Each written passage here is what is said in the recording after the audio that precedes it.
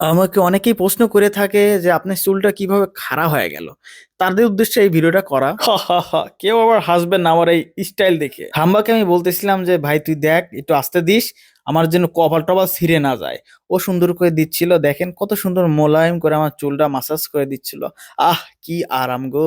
যারা এখন অবিবাহিত আছেন, যারা ভাবতেছেন বিয়ের পরে বউকে দিয়ে মাথা মাসাজ করে নিবেন, তাদের উদ্দেশ্যে দুইটা কথা বলি ভাই। এর থেকে একটা গরু পালেন।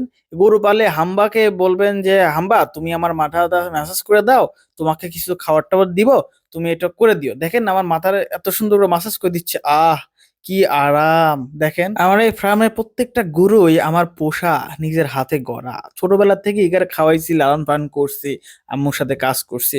তাই এরা আমাকে চেনে এবং আমি আসলে এরা মাথা লেড়ে দেয় আমাকে, মানে মাথাটা চেটে দেয় আর কি। তাই আমার জীবনে কোনোদিন চিরুনি দিয়ে চুল আঁচড়ানি লাগে নাই। আম্মু এখনো কয় যে তুই চিরুনি দিয়ে চুল আঁচড়াইস না কিসের জন্য। আমার বউ কয়, মানে সুমাইয়াও কয় যে তুমি চিরুনি দিয়ে চুল আঁচড়াও না কিসের জন্য, কোনোদিনও তো তোমাকে দেখলাম না চিরুনি লাগানো চুলে। আমি কইলে মাঝে মধ্যে কই আমার গরু থাকতে, আমার হাম্বা থাকতে আমার চিরুনি লাগে। এই দেখো তোমার জন্য একটা ভিডিও আপলোড করে দিলাম, তুমি দেখতে থাকো। দেখেন ওহ কি স্টাইল গো, ওয়াও দারুণ লাগছে, ও মাই।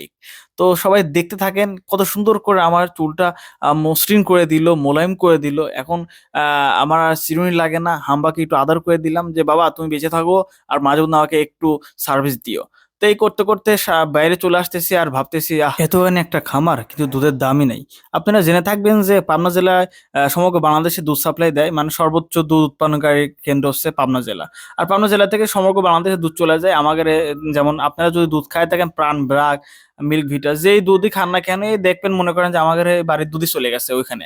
তো ওরা আমাদের এখান থেকে কম টাকা দিয়ে নিয়ে যায় ওরা 120 টাকা কেজি বেচে, আমরা বেশি হচ্ছে 55 টাকা, আর ওরা বেচে 120 টাকা। হইলো তফাৎ, আমরা হচ্ছে ফকির হচ্ছে, ওরা বড় লোক হচ্ছে। এই হাম্বা এই ছাগল ঘাস খা, তোর জন্য একটা ঘাস লিয়ে আইছিলাম। তা বাদ কি নাই, দেখেন একটা ছাগল রয়েছে, একটা ছাগল না, অনেকগুলো ছাগল।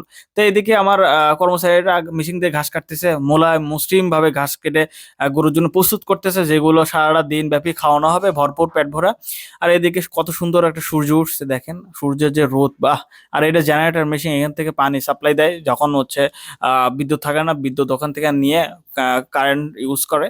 আর এই দেখেন এই পাশে গরু, ও পাশে গরু, চারপাশে শুধু গরু। আলহামদুলিল্লাহ, আপনারা নজর দিবেন না, আপনারা শুধু আমাদের জন্য দোয়া করবেন। আর আমি একটু চেষ্টা করতেছি গ্রামের বাড়িতে যেহেতু আইছি, এখানে একটু ভিডিও টিডিও করে আপনাদের একটু সাথে শেয়ার করি, যেহেতু সময় করে না আর আমিও একটু ব্যস্তই থাকি, মাঝে মধ্যে ভিডিও করি। আর এপাশে পুকুরের অবস্থা ভালো না, গু গোবর ভরে গেছে পুকুর, আগে মাছ উৎপন্ন হইতো এখন কিছু হয় না। তো এভাবে চলছে জীবন। কিছুক্ষণ আগে ঘুম থেকে উঠছে, এই জন্য চোখ টোক একদম ঝাপসা, চোখ মুখ ফুলে গেছে। সো সবাই ভালো থাকবেন, সুস্থ থাকবেন, আসসালামু আলাইকুম।